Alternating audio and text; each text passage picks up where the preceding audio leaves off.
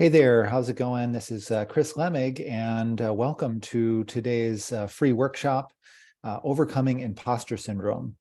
So today I want to cover a few things here. Number one, we want to look at imposter syndrome from a new kind of perspective. It's something, it's kind of a buzzword these days that's been going around for some time. So we're going to kind of look at like what is imposter syndrome and what's its source, what's its, fundamental cause. I also want to share with you a really powerful NLP technique and strategy for overcoming imposter syndrome just on the spot, just completely knocking it out spontaneously, quickly, easily, and effortlessly. And then finally, I want to guide you into a basic self-hypnosis state, show you how to do that, and start to connect with, your kind of your true self, your true inner voice, which, as we're going to learn here, is a really powerful resource for when we are dealing with things like imposter syndrome and self-doubt and, just not feeling good about ourselves. So again, I want to welcome you to this workshop today, Overcoming Imposter Syndrome. Let's talk a little bit about what that is. What are we talking about when we say imposter syndrome? As I'm sure a lot of you know, imposter syndrome is a set of thoughts, ideas, and feelings around our sense of worthiness, around our sense of ability or our capabilities. It manifests in all sorts of ways. People might doubt their capabilities. They might doubt that they can do a job that, maybe it's something that they've never done before. And they might have this sense of imposter syndrome of, well, I got promoted into this position, but it was a mistake, right? I don't know why they chose me, and here I am, and I have no idea what I'm doing. So that sort of self-doubt in one's abilities or one's capabilities. Imposter syndrome can manifest as just feeling unworthy of the success that you already have.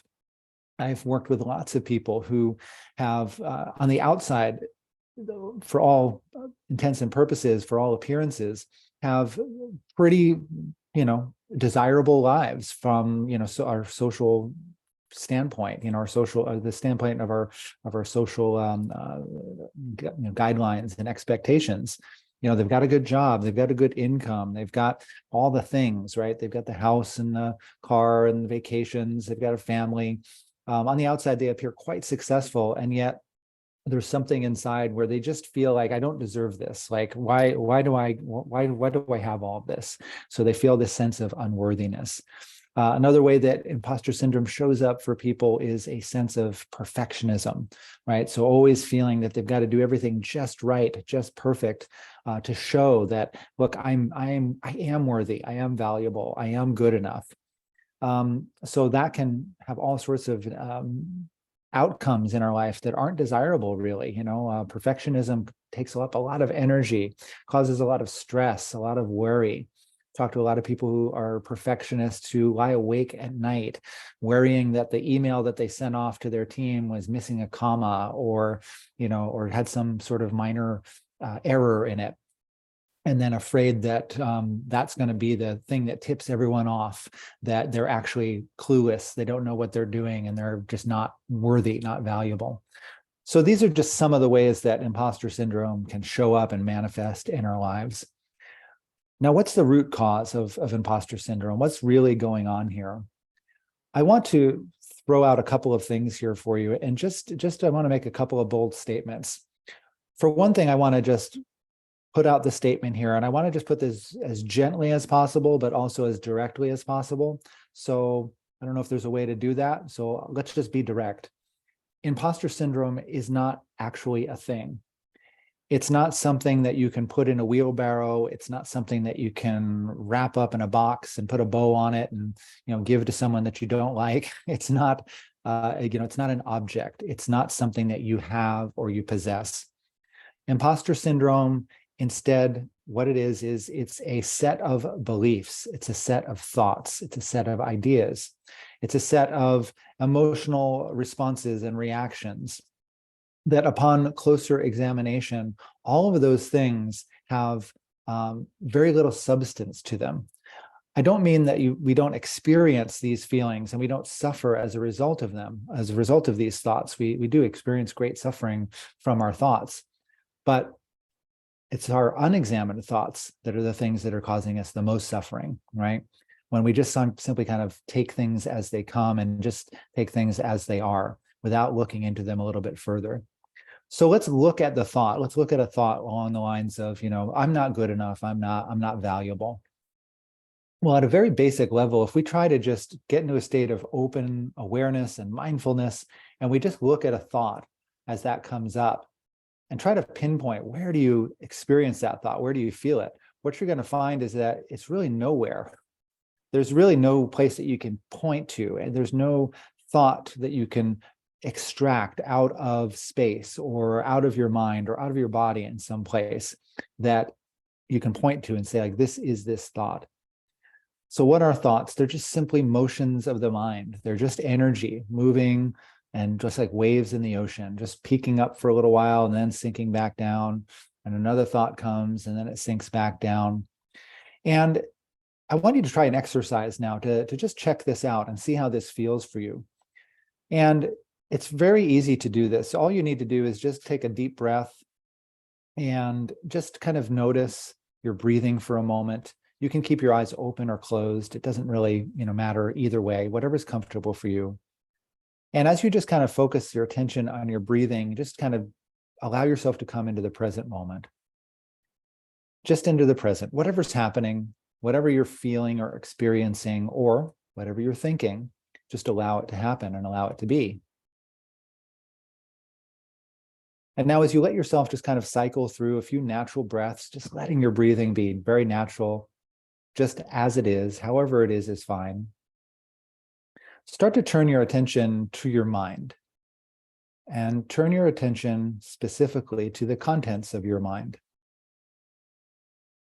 And the contents of your mind often take the form of thoughts. And just take a moment and imagine that you could step out of the stream of your thoughts. Imagine your thoughts as if they're like a river. And you can step up onto the river bank and just start to observe your thoughts, observe them moving by, almost as if they were leaves or twigs or branches floating by on a river. And you're sitting on this river and your view is such that you can see the thought come from around the corner, and then it just passes in front of you and then just passes off and goes around another corner, around a bend and off out of sight. And just allow yourself to observe these thoughts as they move by and float by the river, and just allow yourself to just notice them, letting your subconscious mind really think about the implications of what this experience means. And understand the implications of what you're doing for yourself now is learning to pay attention. Pay attention to the thoughts that are in your mind. To notice the transitory or impermanent nature of those thoughts. To notice that they come and they go. Noticing that thoughts are not fixed, solid, real things.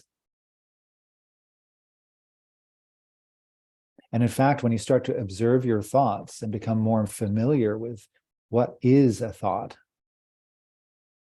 you start to recognize that thoughts are actually quite flimsy, quite illusory. They don't in and of themselves have any power over you.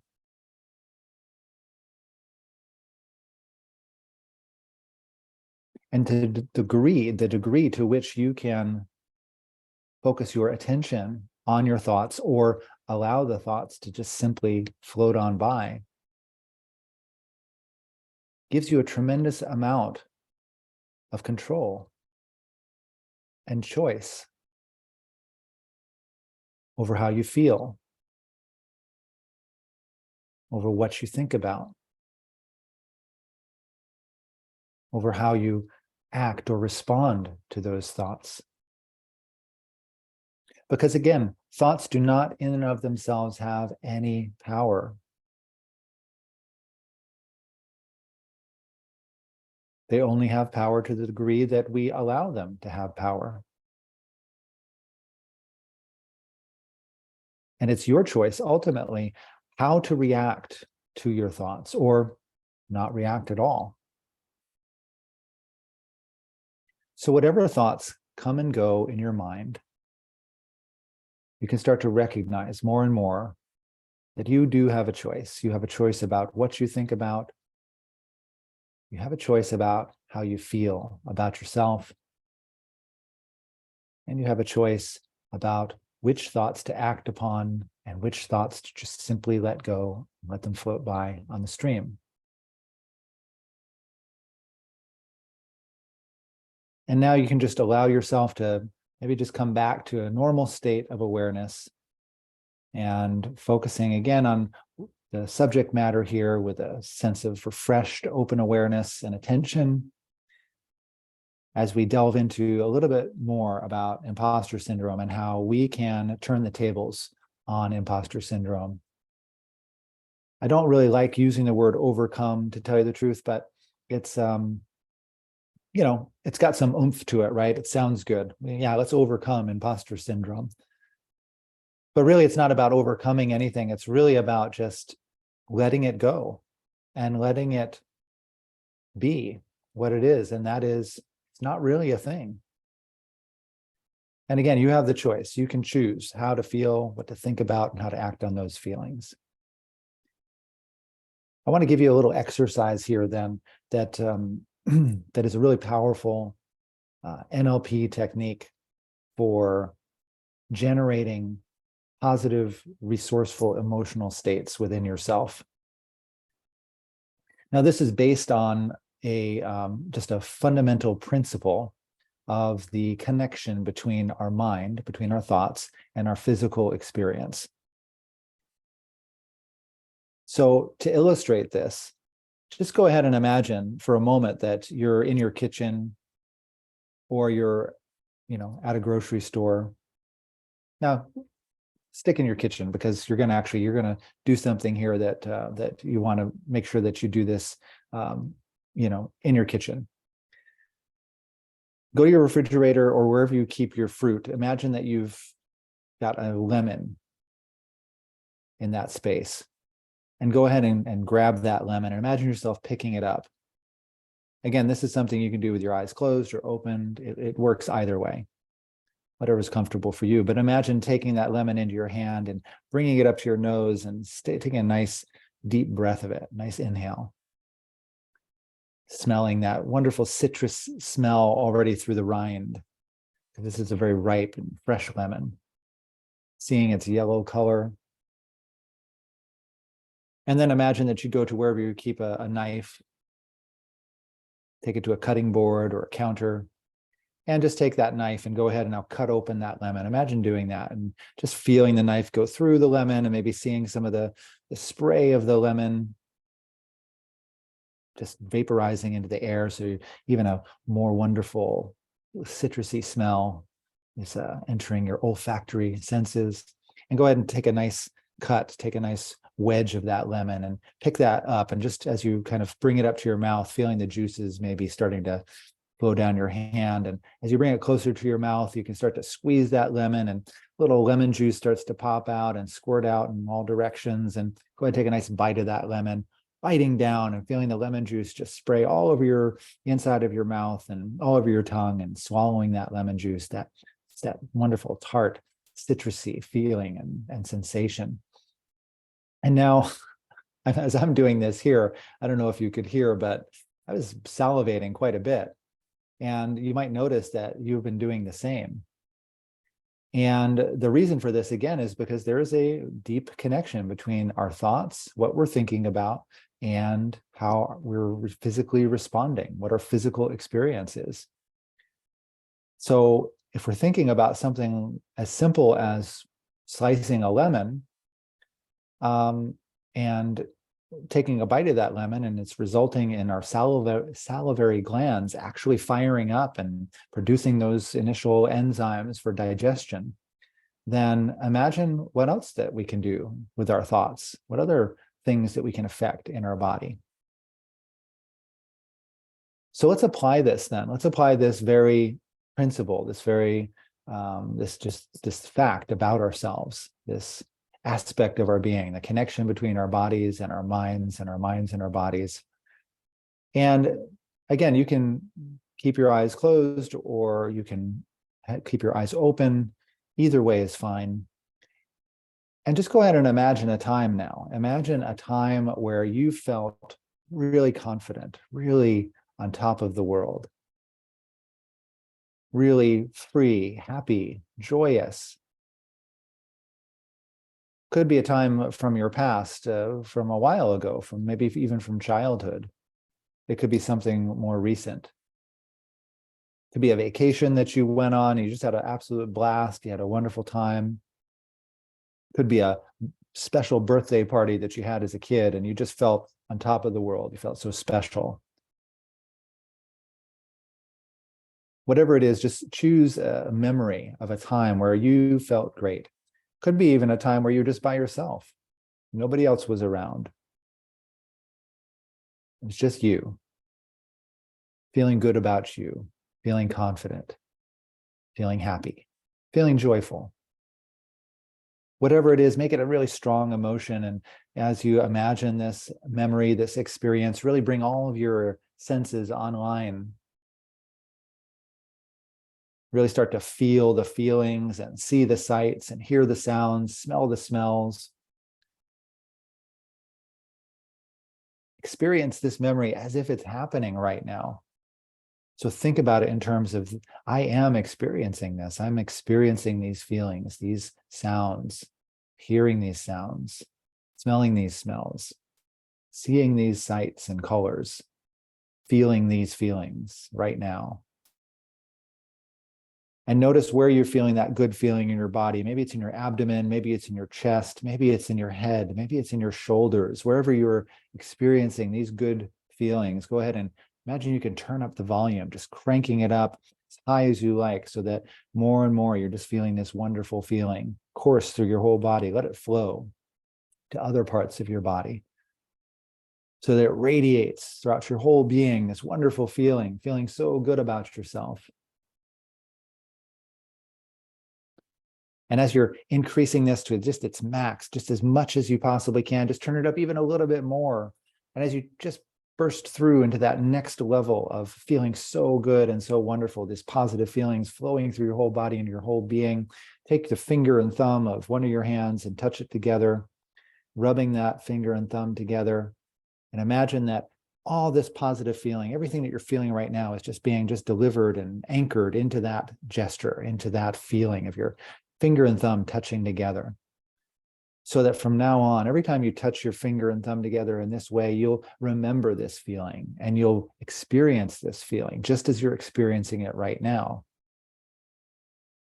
Trust that that's happening now. Trust that your mind and your body have the capacity to put one and two together, to make this connection to this feeling and this gesture and this feeling in your finger and thumb touching together, so that each time you touch your finger and thumb together from now on, in this intentional way, you'll feel these wonderful feelings generated throughout your whole body, throughout your whole being. That's right.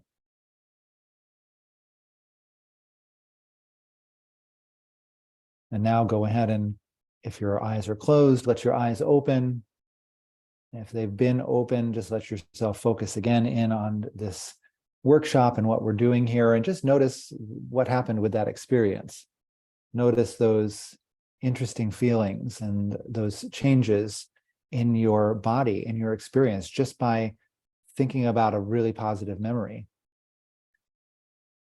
Think about all the implications of what you did with the anchor there, of like taking that anchor, taking that feeling and putting it into this little gesture here. Whatever finger and thumb you touch together, it doesn't really matter. Whatever one you did is fine.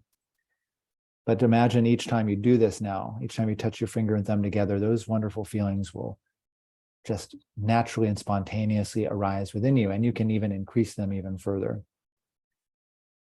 Imagine the implications of that, what you could do with that if you ever find yourself in the future thinking these thoughts about imposter syndrome, about not being good enough, not feeling worthy, not feeling capable, not deserving of happiness and success.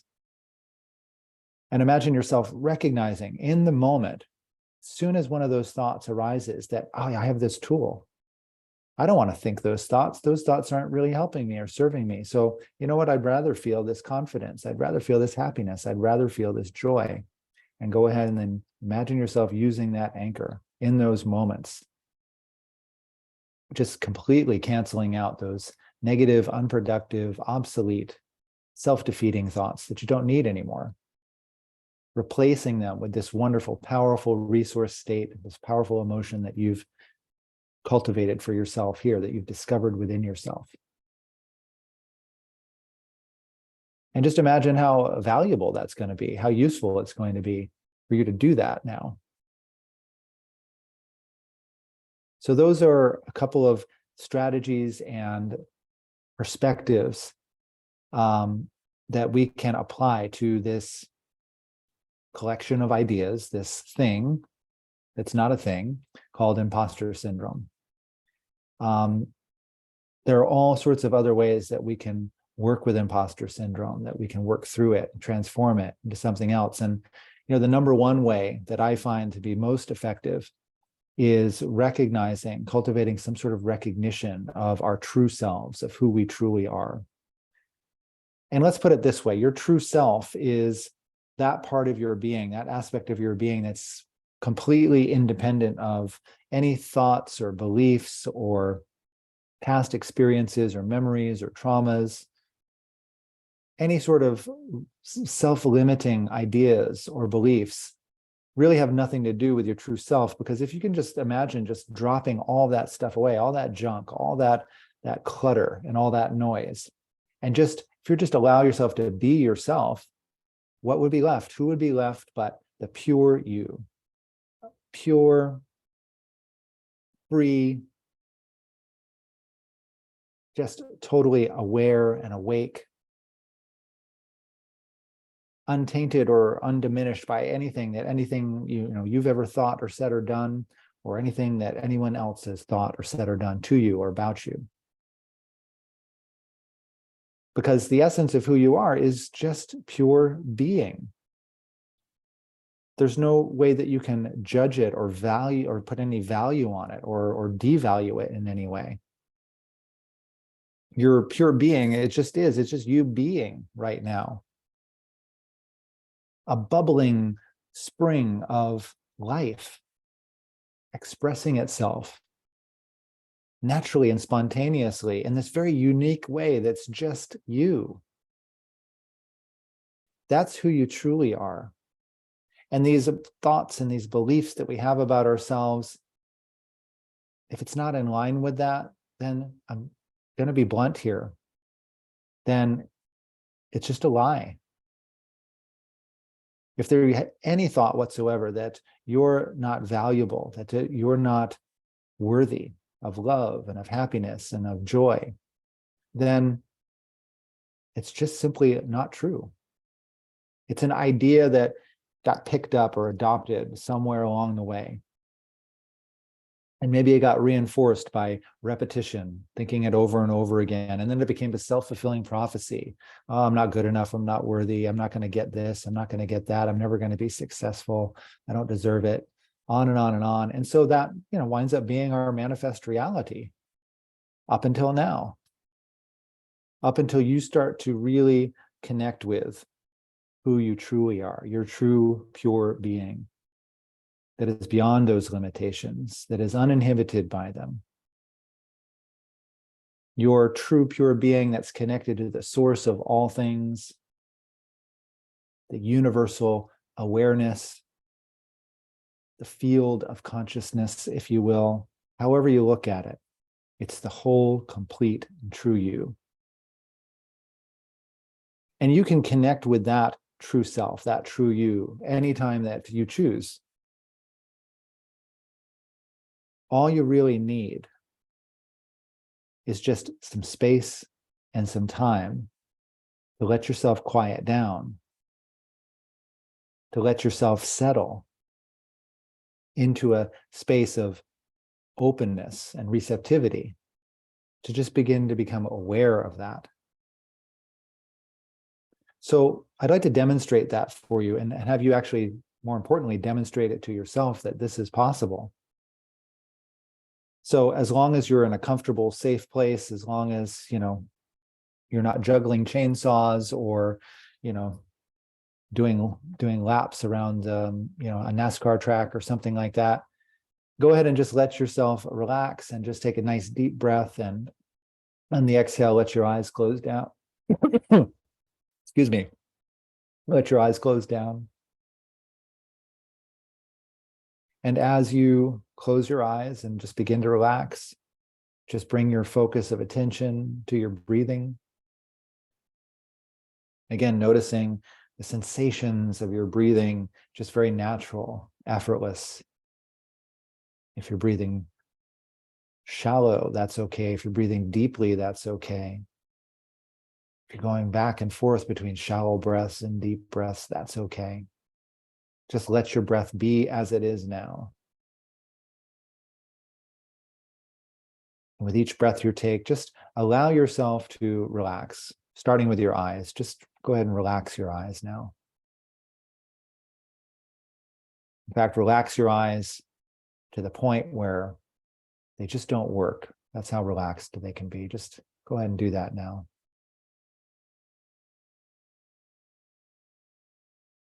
Notice how good it feels for your eyes to be closed, and you've relaxed them now to the point where they just won't work. And if you like, you can give them a check. And when you're satisfied they don't work, go ahead and just stop trying and let that feeling of relaxation just continue to flow from the top of your head down to the tips of your toes. That's right. Very good. And now, as you're sitting there and I'm sitting here, just simply allow the sound of my voice to guide you into just the right state of openness and receptivity to begin to become aware of your true self. You don't have to be consciously aware of it now. It's okay if you're simply subconsciously aware of your true self, of your true pure being. Simply allow yourself to become aware of coming into the presence of that true self and being welcomed into the presence of your true self.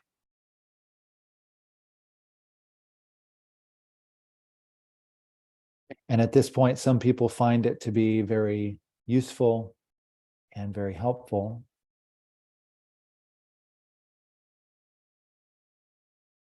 to imagine being surrounded by a pure white light. And this pure white light can just feel very uplifting, very purifying. You can even imagine yourself rising up into that white light to help support this recognition of coming into connection with your true self.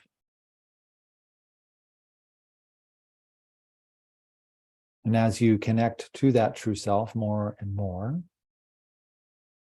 allowing that pure light and energy of your true self to just permeate every cell of your body. That's right. Permeating every cell, illuminating, clearing out the junk, feeling lighter and lighter.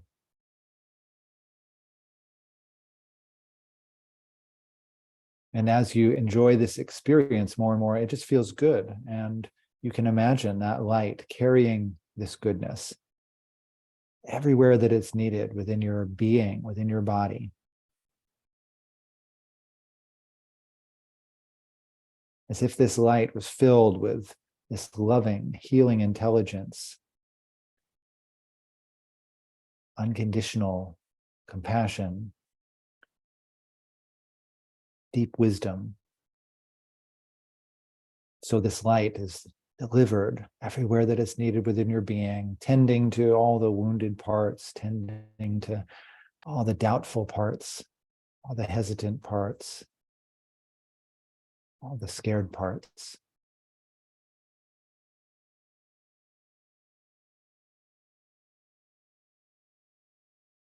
And all those parts are being embraced by the light now, being embraced by this loving, healing energy, being healed and transformed in all the right ways. You can just trust that's happening now at some level of your being, whether or not you're consciously aware of it now.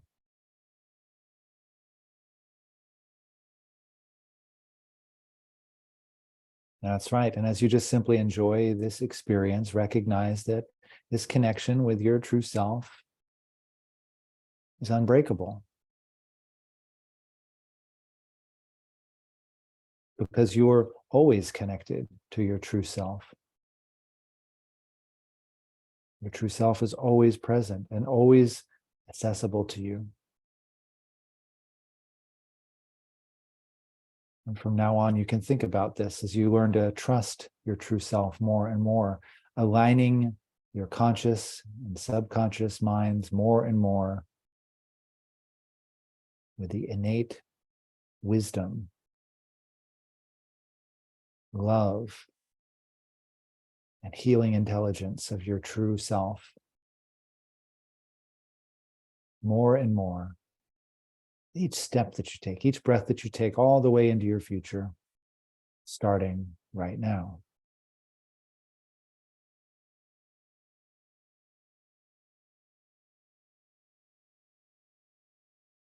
Now, in a moment, not just yet, but in a moment, I'm just going to count from 1 to 3. When I reach the number 3 and snap my fingers, you'll open your eyes and just come back to normal waking consciousness, absorbing all the learnings of this short little session here into your being, into your subconscious mind, to continue to process, to continue to generate new learnings, new understandings, shifting and changing energies in just such a way for you to begin to enjoy your life more and more, to free yourself from those unnecessary limitations that up until now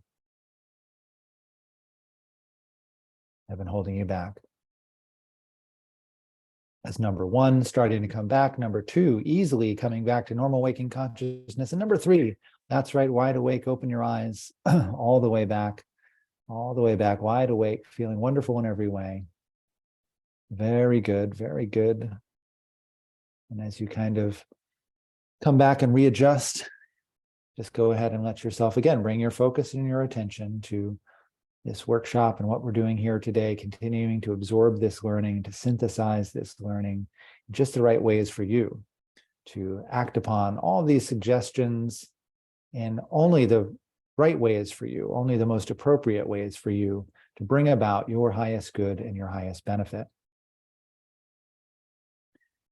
And again, just to review here a little bit and just talk a little bit about what we did here. We just started to examine things in a different way, right? We allowed ourselves to kind of settle down and to start to focus our attention and awareness on things that up until now we've just kind of taken for granted. Things like imposter syndrome, making all these assumptions about, the validity of such a thing, the validity of the thoughts that are associated with imposter syndrome. We took a moment to step back and actually, almost literally step back onto the riverbank and just watch thoughts go by. And you can try that exercise daily. And I highly recommend that you do. Look at your thoughts, become familiar with them. Recognize that they're impermanent, they're illusory, they don't have any weight or substance to them. And that you do have a choice which thoughts to pay attention to, which thoughts to just simply let go of, which thoughts to act upon, and which thoughts to not act upon. There's no rules. There's no commandment saying you have to act upon every thought. Thank goodness, right? We also looked into the connection between the mind and the body, how thoughts influence in a very deep and real way our physical being, how we feel in our bodies, even to the point of creating a response of our salivary, that's a very difficult word to say sometimes, our salivary glands firing up just at the thought of eating something sour, just at the thought of taking a bite of lemon. And then applying that principle to generating a powerful resource state within yourself by just simply recalling a time where you already had that, recognizing that all you have to do is think about it now, and then anchoring that powerful resource state into a gesture. So now you have this wonderful tool to be able to access whenever you feel you need it, whenever you just want a little boost, whenever you just want to feel good. It doesn't even have to be in any sort of crisis time. You can just simply do it just for your own enjoyment and benefit. And then we took a few moments to just quiet ourselves down in a state that we can call hypnosis, to just begin to become aware of the presence of your true self that is unhindered by, unaffected by, unlimited by any of our thoughts, feelings, beliefs, any of the things that we normally think are so fixed and real.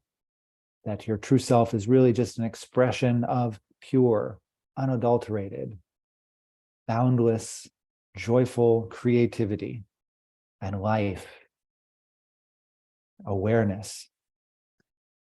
And by connecting with that more and more, you will automatically find that things like imposter syndrome and thoughts that don't align with that just automatically start to become, quite obviously, well, they're the imposters.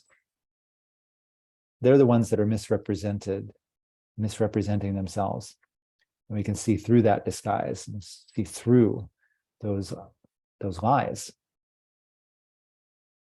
So I hope you found this workshop useful. I really thank you for attending today. There will be a recording of this available to you, so check your inbox, and there will be a link to be able to rewatch this workshop. Again, it's been really a pleasure seeing you here today. I hope you found something useful, and let me know how these skills and these tools show up in your life, when you start to use them. Let me know what sort of interesting little changes and differences you start to see, or what benefits start to become more and more apparent to you each and every day. Again, my name is Chris Lemig at True Nature Hypnotherapy. If you'd like to reach out to me, you can, of course, always do so via my website at truenaturehypnotherapy.com. Got my contact information there, and there's even a button where you can schedule a time to talk to me in person. So I look forward to talking to you. I look forward to answering your questions, and I look forward to seeing you at future workshops and events just like this. Take care. Have a wonderful rest of your morning, afternoon, evening, or middle of the night, wherever you are. Take care.